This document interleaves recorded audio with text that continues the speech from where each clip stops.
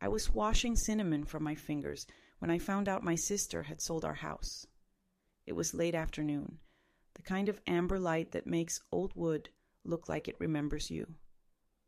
The timer buzzed, and I pulled Mom's last recipe of cinnamon rolls from the oven, the same one she'd taped inside a cabinet with tiny grease fingerprints along the edges. I set the tray on the stove, listening to the faint crackle of caramelized sugar, and smiled at how the whole kitchen smelled like 1999. Then a pickup slowed outside. A man hopped down with one of those orange plastic hammers and a metal stake. He walked across the grass I had mowed that morning and drove the stake into the earth. Sold. The word felt like it had been hammered into my chest. I opened the front door and asked him what he was doing. He pointed to his clipboard. My address, my street, my zip code. My name wasn't there, but hers was. Anna R. Pritchard. My sister. I don't remember dialing her number, but I remember the way my voice shook when she answered. "What did you do?" I asked. She laughed like it was nothing. "Oh, that! We sold the house. The market's hot. You'll get your half, my half, of what she had decided to do without me." I told her she had no right. She said I was squatting and should be grateful. I hung up on her. I didn't scream. I didn't throw anything. I took a slow breath, went back inside, and ate a cinnamon roll while it was still too hot. The frosting tasted like salt. 2 days later, I was in a lawyer's office, hearing words I barely understood. Partition action, proceeds divided, boiled down to one fact. She could force the sale. I could contest it, but it would take months, maybe years, and even if I won, the court could still order a sale. It was already closing on Friday. That night, I opened the real estate app on my phone, out of habit, and there it was, Anna's dream house, the one she had sent me links to for months, a renovated farmhouse on 4 acres with a wraparound porch.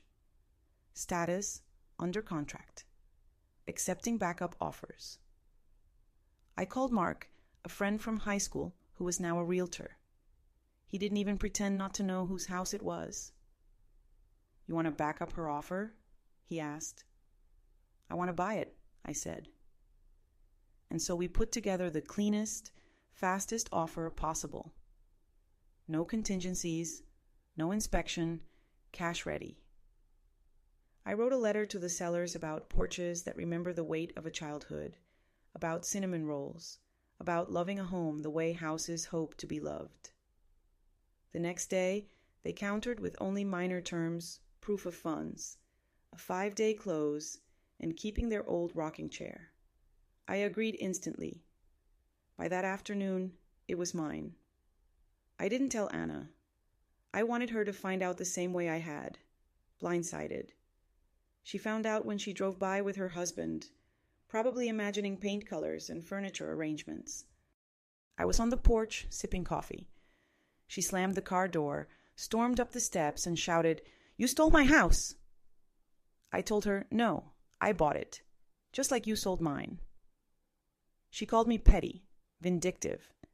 I told her now we were even. I moved in on a rainy afternoon. The sellers had left a basket with a quilt and a note. Houses are held by hands and hope. Welcome home.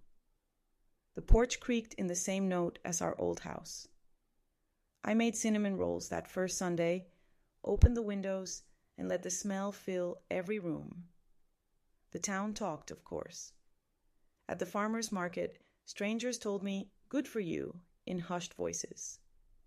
Anna texted angry one moment, almost apologetic the next. I didn't reply.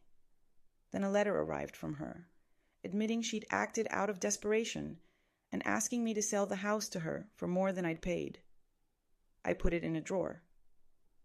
A week later, she showed up on my porch with an offer folder. I said no before she could finish. She accused me of only wanting it because she did. Maybe she was right, but When I told her that, on this porch, I didn't feel like I was auditioning for approval, something in her face faltered. She left without another word. Owning a house isn't romantic every day. I found a crack in the garage foundation, a wasp nest under the eaves, a porch post that needed shoring. I learned to use a drill, met neighbors who brought zucchini the size of baseball bats, and baked cinnamon rolls for them on Sundays. Anna didn't disappear. She sued, claiming I'd interfered with her deal. The judge disagreed. After the ruling, we stood in the rain outside the courthouse. She told me she didn't know how to be my sister if she wasn't better than me. I told her to try being honest instead. It wasn't forgiveness, but maybe it was the start of something less toxic. Summer rolled on. I set a rocking chair on the back porch and listened to the field turn gold in the evenings. Sometimes I saw her at the market, and we nodded. Once she asked if I still had Mom's ribbon. I told her it was in my kitchen. She smiled and said, "Good." The truth is, revenge wasn't what soothed me. It was reclaiming the part of myself that believed I needed permission to want something. The porch creaked under me like it was remembering all the people who had stood there before. And for the first time in a long time, the past didn't hurt. It just hummed, steady and low, like a foundation that would hold. A few weeks after the court ruling, the quiet between us felt unnatural. Anna was the kind of person who thrived in motion, even if that motion was just stirring up trouble. Silence from her wasn't peace. It was pressure building somewhere out of sight. I didn't have to wait long to find out where it would break. One morning, I came home from the market and saw a car I didn't recognize parked halfway down my driveway. A man in a crisp suit stood on the porch, clipboard in hand. He introduced himself as a real estate appraiser. My heart thudded. I told him he had the wrong property. He didn't. He was here at Anna's request. She'd filed something new, a petition to have the property evaluated for equitable buyback. In other words, she was still trying to pry it from my hands. I called my lawyer, who sighed the way doctors do before giving you news they know will annoy you. She doesn't have much of a case, she said, but she can drag you through paperwork and fees if she wants to. I thought about telling Anna to stop. I thought about threatening her or bargaining. But instead, I decided to wait her out. I let her pay for her appraiser, let her file motions, let her feel like she was working towards something. The more time passed, the more obvious it became she wasn't fighting for the house. She was fighting not to lose to me. In the meantime, I settled deeper into the farmhouse. I painted the library a deep green that made the white shelves pop. I hosted my first dinner there. A handful of neighbors gathered around the table while rain tapped against the windows. We drank too much wine, and someone suggested a weekly supper club. The house felt alive, like it had been waiting for noise and light. One night, as I was bringing in wood for the fireplace, headlights swept across the porch. Anna's SUV. She didn't get out right away. She sat there, engine running, staring at the house. When she finally stepped out, she didn't have a folder or papers in hand. She was wearing an old hoodie, no makeup, hair tied back like she'd just rolled out of bed. She asked if she could come in. Against my better judgment, I said yes. We sat at the kitchen table. She didn't comment on the changes I'd made, the way the room felt warmer now, lived in. "I can't keep this up," she said finally. "The lawyers, the paperwork, it's exhausting." She paused. I thought if I got it back, I'd feel like I'd fixed everything I messed up. But I know now that's not true. I waited, because I knew there was more. "James left me," she said, her voice cracking. "He said I'm impossible, and maybe I am." I wanted to tell her that losing someone you love is a pain you don't just swallow and move on from, but I also knew she wasn't ready for that kind of truth. Instead, I made tea. We sat in silence, the steam curling between us. When she left, she didn't ask about buying the house again, but she also didn't apologize. I realized she might never say the words I wanted to hear, and maybe that was okay. That night I stood on the porch, looking out at the dark field. Somewhere in the distance, a dog barked, and the wind bent through the grass in long silver waves. I thought about how this house had started as a way to get even, and how it had turned into something else entirely, a place where I could stand without leaning on anyone, where the creak of the porch felt like it was greeting me, not testing my weight. And I knew, with a certainty that was quiet but unshakable, that I wouldn't trade that for anything, not even peace with my sister on her terms. 2 months later, winter began to creep into the edges of the fields. Mornings were sharp with frost, and the boards of the porch sang under my feet when I stepped out to get the paper. Life had finally settled into something steady, something I could almost call mine until the letter arrived. It was in an unmarked envelope, no return address, the handwriting unfamiliar. Inside was a single sheet of paper with 4 words: "You don't belong here." No signature, no explanation. At first I laughed. It had to be Anna trying to shake me. But the more I thought about it, the less it felt like her style. Anna liked direct confrontation. This was colder. I folded the letter and put it in a drawer, telling myself it was nothing. A week later, I came home from the store and noticed the back gate was open. I was sure I'd closed it that morning. Then I saw footprints in the frost leading from the gate to the porch, circling around to the back steps and stopping near the kitchen window. I didn't sleep well that night. Every creak of the house, every whisper of wind against the siding felt like someone outside, listening. The next morning, I called Mark and asked if the previous owners had ever mentioned anything strange about the place. He hesitated, then admitted there had been rumors. Nothing they could prove, but the farmhouse had been empty for almost a year before it was listed. The owners had moved out suddenly, in the middle of winter. That same day, Anna called me out of the blue. Not to fight, just to talk. Her voice was softer than I remembered, and I could hear a kind of loneliness in it. I didn't tell her about the letter or the footprints. Something told me she'd use it as a reason to say I wasn't safe here, that I should leave, and I wasn't about to give her that opening. A few nights later, I woke up around 2 a.m. to the sound of something knocking, slow, deliberate, on the porch railing. I froze, listening. It stopped after 3 knocks. I got up, peered through the curtains. Nothing.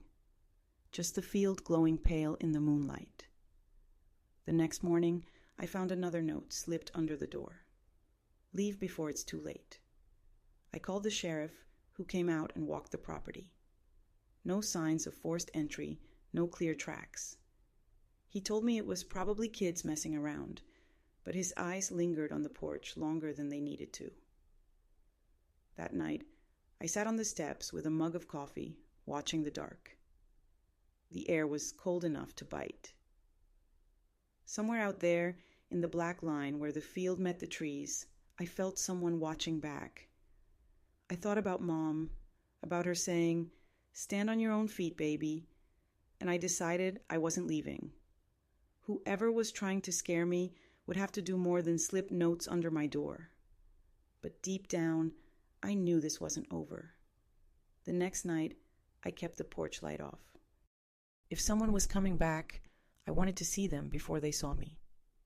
I sat in the dark by the living room window, a blanket around my shoulders, the soft hum of the refrigerator the only sound in the house. Around 1:30 a.m., I caught movement at the edge of the yard. A shadow detached itself from the tree line and began moving toward the porch. Slow, measured. Whoever it was wasn't sneaking. They wanted me to see. I stayed still, heart thudding so loud I thought it might give me away. The figure stopped at the porch steps. Even in the moonlight, I couldn't make out a face. They just stood there, looking at the house, their hands in their coat pockets. Then they stepped forward and bent down. I heard the soft scrape of paper sliding under the door. I waited until they turned and walked back toward the field. When they reached the darkness, they vanished. Not like they ran, like they were swallowed whole. I forced myself to get up and lock the door before picking up the paper. The handwriting was different this time. Tight, neat letters. This was never meant for you. The next morning, I called the previous owner. I still had their number from the closing documents. When I explained what was happening, there was a long pause on the other end. Then the woman sighed. "It's him," she said. "I'm sorry. I hoped he'd stopped after we left." I asked who she meant. She told me about an older man who lived in a cabin past the tree line. The land had once been part of the property, decades ago, until it was sold off. He'd been furious when they built the farmhouse. Claimed the house stood where his grandparents' barn used to be, said it was stolen ground. He'd never done anything violent, but he'd leave notes, sometimes sit at the edge of the property for hours just staring. We moved because it got to be too much, she admitted. He never crossed the porch, though. Not once. I hung up and stared at the field. That night I decided I wasn't going to live in fear. I left the porch light blazing and sat outside with a thermos of coffee. Hours passed. The cold settled into my bones, but I stayed. Just after 3, I saw him. Thin, wiry, hunched slightly as if the weight of his anger had bent him.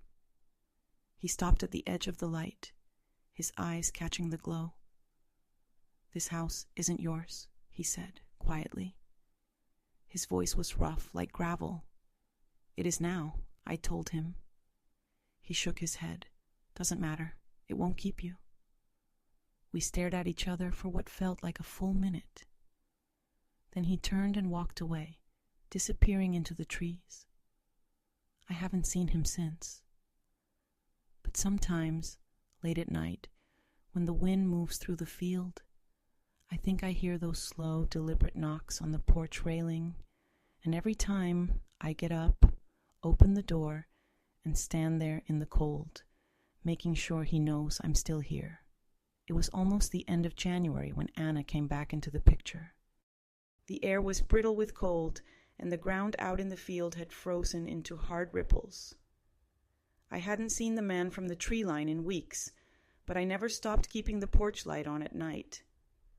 Anna called without warning, her voice unusually flat. "I need to talk," she said. I told her to say whatever it was over the phone. She insisted it had to be in person. Against my better judgment, I agreed. When she arrived, she didn't get out of the SUV right away. She just sat there, engine running, staring at the house like she was trying to memorize it. When she finally stepped out, she was wrapped in a coat too thin for the cold. We sat at the kitchen table. She didn't waste time. "I'm broke," she said.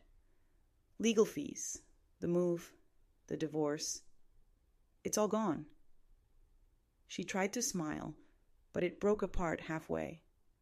"I know you won't sell me the house, but maybe I could. Stay here for a while." I wanted to say no instantly. But there was something in her eyes I hadn't seen in years. Something that looked like genuine fear. I asked her why she wanted to stay here, of all places. She hesitated, then said, "Because it's yours. And because someone's been following me." That's when my stomach tightened. She described a man-thin, wiry, hunched who had been outside her apartment building twice in the past month. She didn't know him, but she remembered the way he'd watched her, like he was measuring something. I told her about the notes, about the man from the tree line. At first she thought I was making it up, but when she saw my face, the color drained from hers. "Emma, What if it's the same guy? That night, I let her stay in the guest room. We kept the porch light on, and for hours neither of us slept. Sometime after 2 a.m., I heard it. 3 slow knocks on the railing. I froze, listening. Anna's door creaked open. Her whisper was tight with panic. "That's him." We went to the window together. At the edge of the light stood the same figure. Only this time, he wasn't alone. Another shape lingered behind him in the shadows, just far enough away that I couldn't make out a face. The man stepped forward into the full glow of the porch light. He pointed at Anna. "You brought her back," he said. "She doesn't belong here either." Before I could speak, the other figure moved. Taller, broader, keeping their head down. They stayed silent, but something about their presence made the hair rise on my arms. When I opened the door, both figures stepped back into the dark. The wind swallowed them in seconds. Anna was shaking, gripping my arm so hard it hurt. "Emma, what the hell is going on?" I didn't have an answer, but I knew one thing. Whatever history this land carried, we were both tangled in it now. The next morning, the frost on the grass looked like it had been disturbed in 2 separate paths, one leading toward the trees, the other toward the far side of the property where the old fence sagged into the ground. Anna made coffee, her hands trembling as she poured. "I barely slept," she admitted. "Every time I closed my eyes, I saw him. But the other one." She stopped, glancing toward the window. "I swear I've seen him before. I just can't place it." I went out to the porch to check for another note. There wasn't one, but something else caught my eye. An old brass button lying on the top step, tarnished green around the edges. It looked military. I picked it up and felt an odd weight in my chest. We decided to drive into town and ask around. Mark was the first stop. He'd lived here long enough to know everyone's story, at least in fragments. When I described the man from the tree line, he nodded slowly. "That'd be Walter Kane. Family used to own half the land out this way. Lost it in some messy foreclosure decades ago. He's never gotten over it." "And the other one?" I asked. Mark hesitated. "Not sure. Could be his nephew. Heard he moved back here last year. Army guy. Keeps to himself." That night, we left the porch light on again. I kept the brass button in my pocket, like I was daring someone to come back for it. Around midnight, we heard footsteps crunching through the frozen grass. I stepped outside before Anna could stop me. Walter was there, alone this time. His breath fogged in the light. "You found it," he said, eyes dropping to my hand. "The button?" He nodded. "It's his, my nephew. He served, came home. Different. He says he sees things here. Says this house calls to people who don't belong." Walter's voice dropped. "He thinks if he scares you off, it'll stop." Anna came to the doorway, pale but defiant. "And if we don't leave?" Walter looked between us, something heavy in his expression. "Then he won't stop." He turned and walked away, disappearing into the dark like he always did.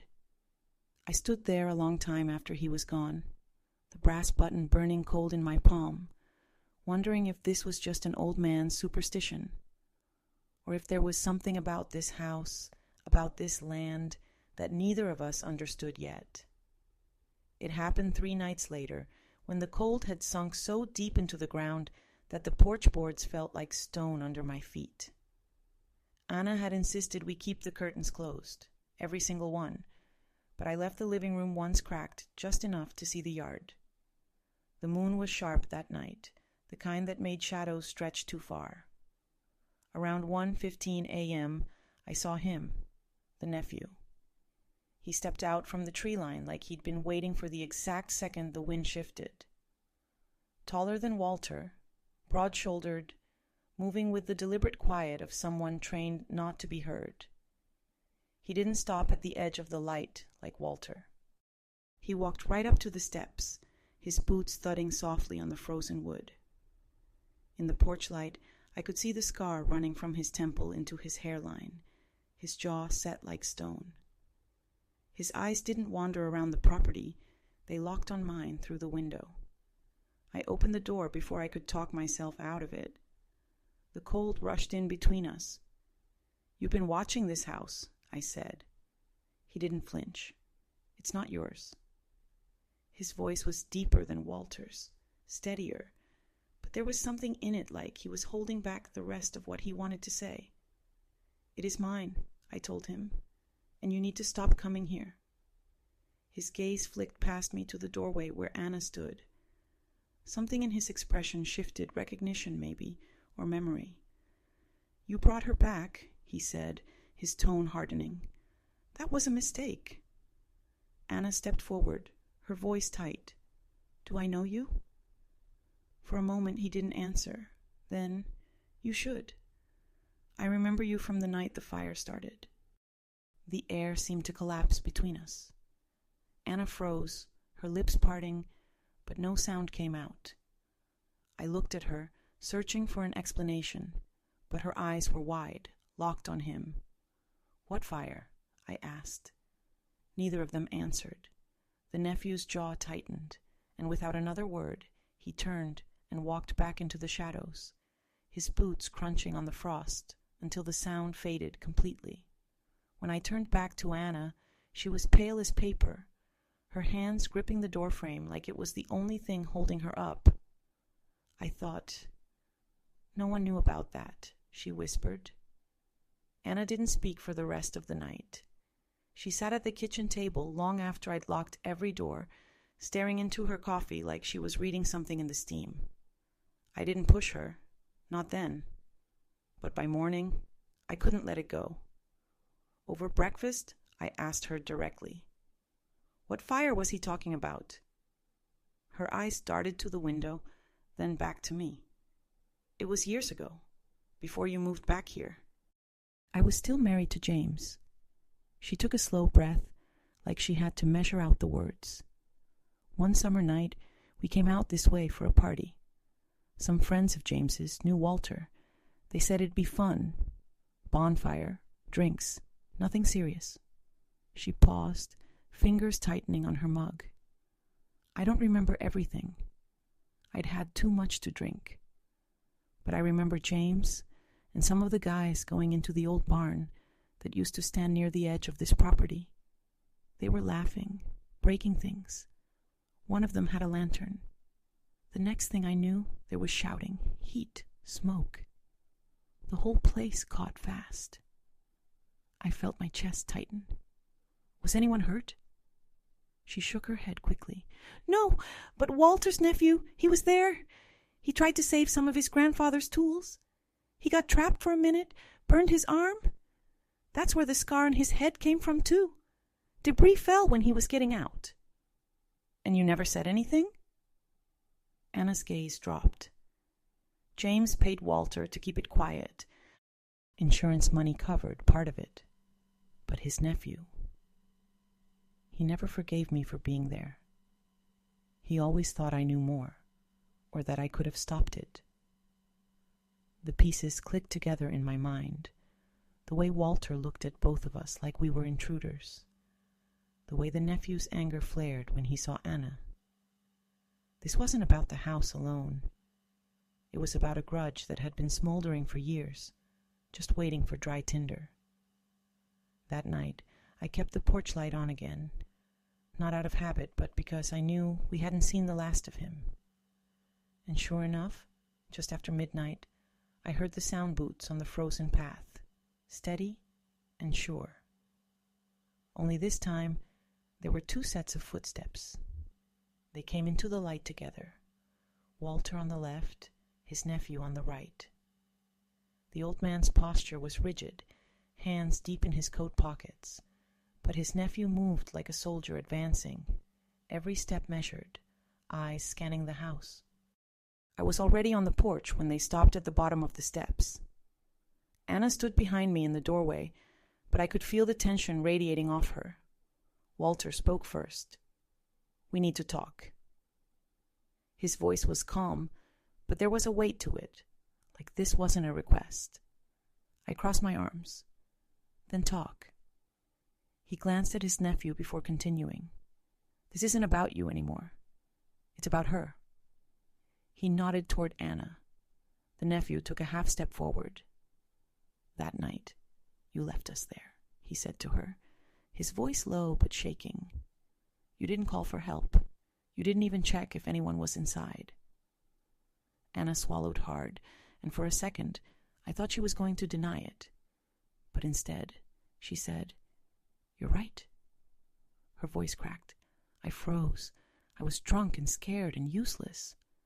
And I've thought about it every day since. The nephew's jaw tightened. He took another step, now close enough that I could see the faint burn scars along his neck. "Do you think an apology changes anything?" My grandfather's barn, his tools, the only things he had left from his father, gone, because of you and your friends. Anna's voice was small. "I can't change what happened, but I can try to make it right." Walter finally spoke again. "You can start by leaving this house, both of you. This land's got too much history for strangers." Something in me snapped. "It's not your land anymore," I said, my voice sharper than I intended. "And this isn't about history. This is about control. You think if you scare us enough, we'll give you what you want. But that ends tonight." Walter's eyes narrowed, but he didn't answer. His nephew, though, stepped onto the first porch step, leaning in just enough for me to feel his presence. "You don't understand," he said. "This place takes sides, and it's already chosen." He turned without another word, and Walter followed. The crunch of their boots faded into the dark until there was only the wind. Anna exhaled shakily behind me. "What did he mean by that?" she whispered.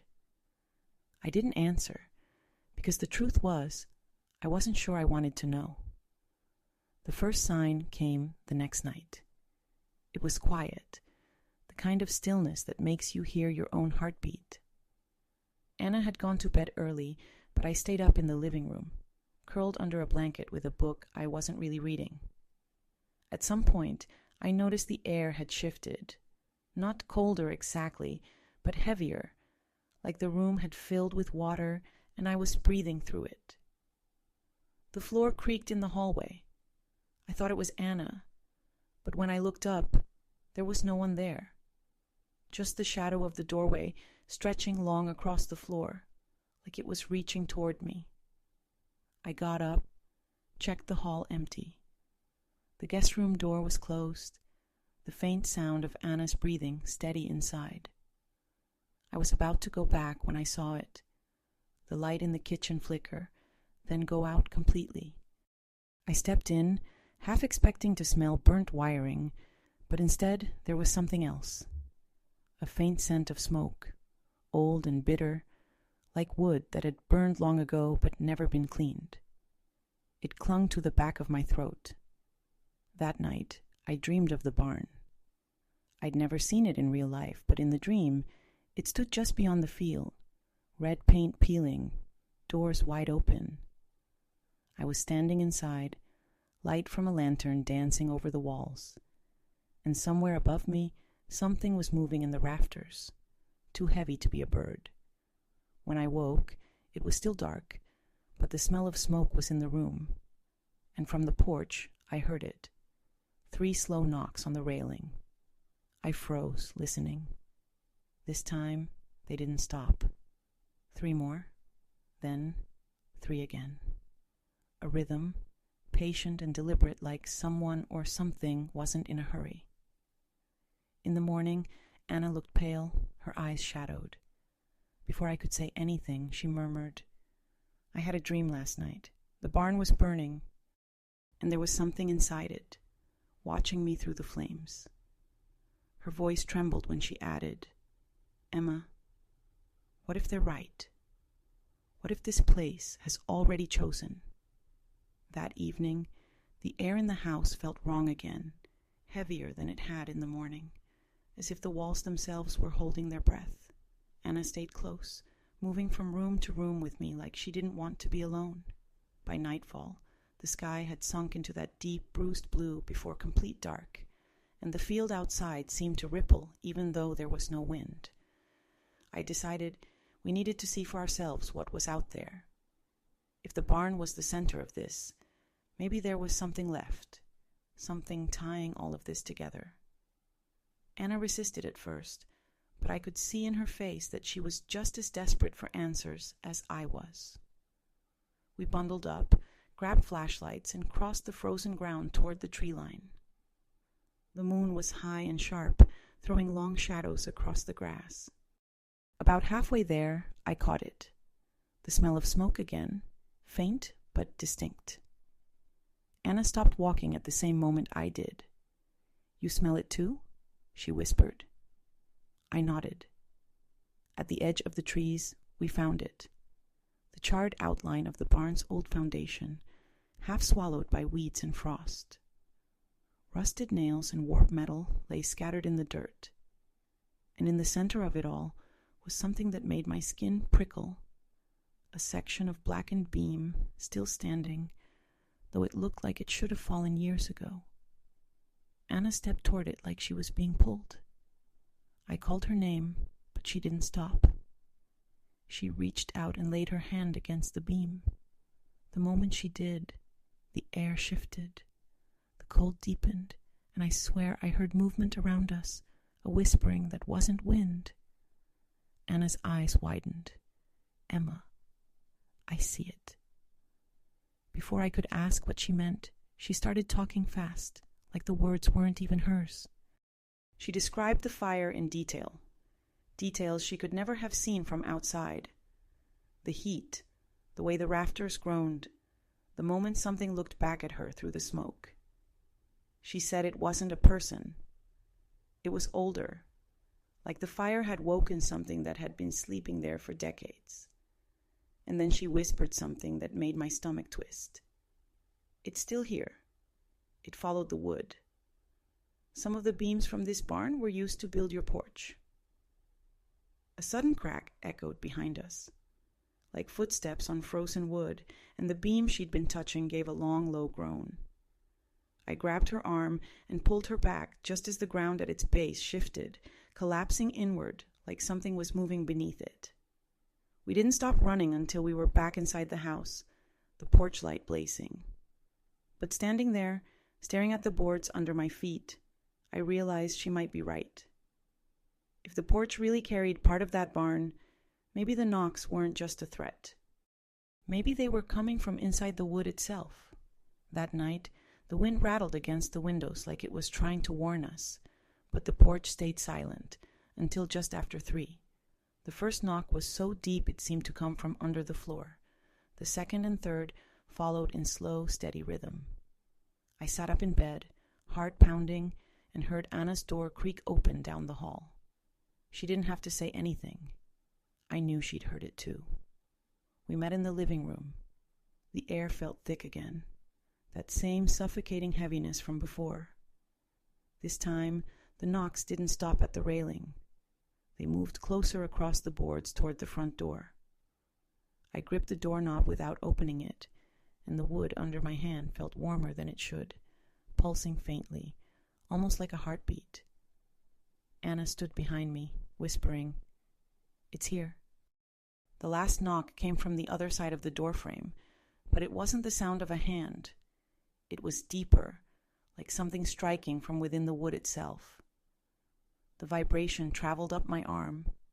I could feel it in my ribs. Then, silence.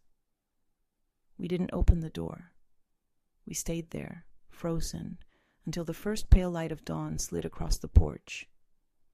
When I finally stepped outside, the boards looked the same. But in the grain of the wood, just beneath the worn paint, I could swear I saw shapes, twists, and curls that looked almost like faces.